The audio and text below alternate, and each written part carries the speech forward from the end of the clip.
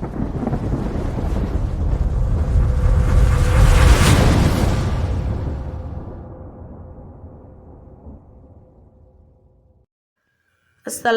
আলাইকুম, welcome back to my channel Shyamoli from cooking. কেমন আছেন ভিউয়ার্স আপনারা? আশা করছি ভালো আছেন, সুস্থ আছেন। ভিউয়ার্স, আজ আমি আপনাদের কাছে অতি সহজ একটি রেসিপি নিয়ে এসেছি যা আপনারা সবাই পারেন, কিন্তু আমি আমার মতো করে শেয়ার করছি।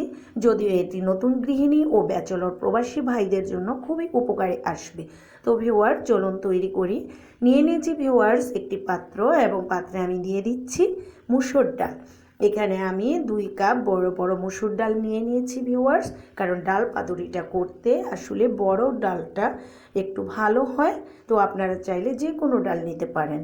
তারপরে ভিউয়ার্স, ডালটাকে এখন আমি ভালোভাবে ধুয়ে নিয়েছি, কয়েকবার ধুয়েছি। এবার এই ডালে আমি দিয়ে দিচ্ছি কয়েক টুকরো শুকনো মরিচ। তারপর ভিউয়ার্স, এটি আমি চুলাতে বসিয়ে নিয়েছি, আর এখানে আমি দিয়ে দিচ্ছি রসুন কুচি। এখানে ভিউয়ার্স একটি দেশি রসুন কুচি নিয়ে নিয়েছি, আর তারপরে দিয়ে দিচ্ছি পেঁয়াজ কুচি। এতে ভিউয়ার্স আরও দিয়ে দিচ্ছি আদা পেস্ট হাফ চা চামচ। আপনারা আপনাদের ডালের পরিমাণ বুঝে নিয়ে নেবেন। আরও দিয়ে দিচ্ছি এখানে হাফ চা চামচ হলুদ গুঁড়ো।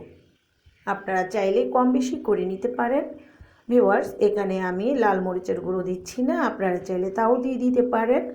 এরপরে এখানে আমি আরও দিয়ে দিচ্ছি রান্নার সয়াবিন তেল পরিমাণ মতো। তেল দিয়ে দিয়েছি ভিউয়ার্স। এবারে এখানে আমি দিয়ে দিচ্ছি স্বাদ মতো লবণ।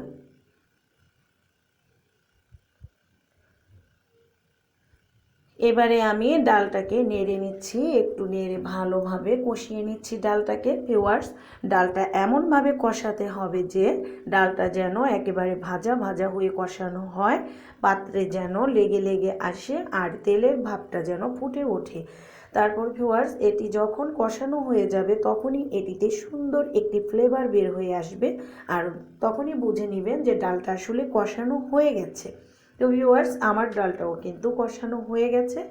স্ক্রিনে দেখে অবশ্যই বুঝতে পারছেন যে আমি ডালটাকে কিভাবে কতটা ভেজে কষিয়ে নিয়েছি। এখানে কষানো যখন হয়ে গেছে ভিউয়ার্স, তখনই এখানে আমি দিয়ে দিব পানি। আর পানিটা যদি ভিউয়ার্স গরম পানি হয় তাহলে বেশি ভালো হয়, তবে ঠান্ডা পানি হলেও কোনো সমস্যা হবে না। আমি এখানে গরম পানি দিয়ে দিচ্ছি প্রায় 1 লিটারের মতো।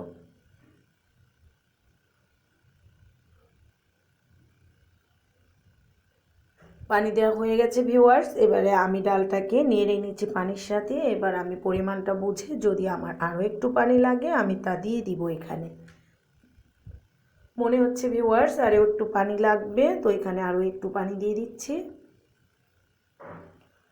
তারপরে ভিউয়ার্স, এটি মিডিয়াম হাই হিট করে আমি ঢাকনা দিয়ে ঢেকে দিচ্ছি। যতক্ষণ না ফুটে আসে ততক্ষণ পর্যন্ত অপেক্ষা করছি। ডাল ফুটে এসেছে ভিউয়ার্স, তখনই ফিরে এসে ঢাকনা তুলে নিয়েছি, আর ডালটাকে এখন আমি নেড়ে দিব। তলানি থেকে চটাই দিয়ে আমি নাড়বো ডালটাকে নেড়ে দিয়েছি ভিউয়ার্স। আর এখন আমি চুলার আঁচটাকে মিডিয়াম লো আঁচ করে দিয়ে ঢাকনা দিয়ে আবার ঢেকে দিব, এবং ডালটা যেন ফুটে আসে সেই জন্য অপেক্ষা করব। ডাল ফুটে এসেছে ভিউয়ার্স, দেখতেই পাচ্ছেন। তো ভিউয়ার্স, এবারে আমি ডালটাকে অফ ক্যামেরায় কিন্তু আরও 2 বার নেড়ে দিয়েছি, আর এখন আমি তলানি থেকেই নেড়ে দিচ্ছি। ভিউয়ার্স, ডালটাকে যতবার নাড়বেন ততবারই কিন্তু তলানি থেকে নাড়তে হবে। এই ডালটাকে বেশি নাড়াচাড়া করলে ডালটা আনাম আনাম পাতুরি ডাল হয় না। তো ভিউয়ার্স, অনেকেই আছেন পাতুরি ডাল খেতে চান কিন্তু আনাম রাখাটা পছন্দ করেন না, তারা একটু ডাল ঘুটনি দিয়ে ঘুটে দিবেন। এবার ভিউয়ার্স, আমি বড় একটি টমেটোকে ফালা ফালা করে নিয়েছি, আর সেটি ডালের উপরে সাজিয়ে দিচ্ছি। এরপর এখানে আমি দিয়ে দিচ্ছি ভিউয়ার্স কাঁচামরিচের ফালি। কাঁচামরিচটাকে ভিউয়ার্স আপনারা চাইলে আনামও দিতে পারেন, তো আমি একটু কাঁচামরিচের ঝাল বের করে নিব, তাই আমি এটাকে মাঝখানের টুকরো করে দিয়েছি। তো ভিউয়ার্স দেখুন, দেখতে কিন্তু ভালো লাগছে, লাল সবুজ হলুদ, খুবই সুন্দর। তবু ভিউয়ার্স, এখানে আমি এখন 2 মিনিটের জন্য প্রায় ঢেকে দিব, যাতে টমেটোটা সেদ্ধ হয়ে আসে, ডালের সাথে মিশে যায়। ঢাকনা তুলে দেখতে পাইলাম ভিউয়ার্স, দেখুন টমেটোটা সেদ্ধ হয়ে গেছে এবং ডালের সাথে মজে মিশে গেছে। এবারে ভিউয়ার্স, ডালটাকে আমি কিছুক্ষণ পরেই নামিয়ে নিব, কারণ ডালটা প্রায় হয়ে এসেছে। আর ভিউয়ার্স, নামানোর আগে আমি এখানে দিয়ে দিচ্ছি ধনিয়া পাতা কুচি।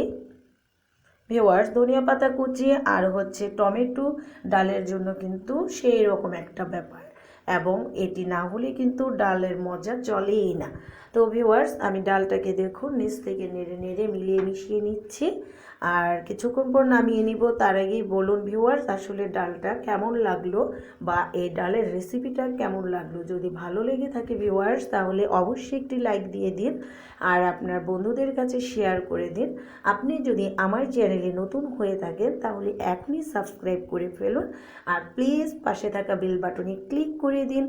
আর আমার আগামী ভিডিও পাওয়ার অপেক্ষায় থাকুন, আমার জন্য দোয়া করুন।